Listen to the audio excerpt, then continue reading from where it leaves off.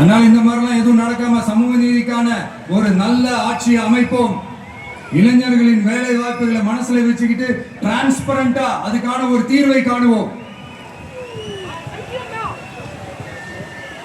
நான் விக்கிரவாண்டி மாநாட்டில் பேசும்போது ஒரு பொலிட்டிக்கல் பாம் ஒன்னு சொன்ன ஞாபகம் இருக்கா? ஆட்சியிலும் பங்கு அதிகாரத்திலும் பங்குன்னு ஒண்ணு சொன்னேன். இப்போ அந்த பொலிட்டிக்கல் பாம் எல்லா கூட்டணியிலையும் வெடிச்சுக்கிட்டு இருக்கு, தாறுமாற வெடிச்சுக்கிட்டு இருக்கு. ஸ்டாலின் சார்லாம் பதறாரு.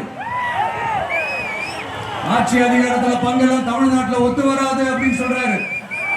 அவங்கள பொறுத்த வரைக்கும் ஜெயிக்கிறதுக்காக மட்டும்தான் கூட்டணி, மற்ற எல்லாத்துக்குமே அவங்க தனி அணி, அவங்க மட்டுமே ஒரே அணி. வெல்வோம் ஒன்றாக, ஆனா வரும் வெல்த்தெல்லாம் பார்ப்போம் தனியாக. அந்த வெல்வோம் ஒன்றாக என்றது இதுதான் அந்த சீக்கிரட். புரிய வேண்டியவங்களுக்கு நல்லா புரியும் நினைக்கிறேன். உங்களோட நான் இருக்கேன், நம்மளோட நம்ம மக்கள் இருக்காங்க. இதுக்கு மேல என்ன வேணும்? கான்பிடென்டா இருங்க, நல்லதே நடக்கும், வெற்றி நிச்சயம். மீண்டும் சந்திக்கும் வரை நன்றி, வணக்கம்.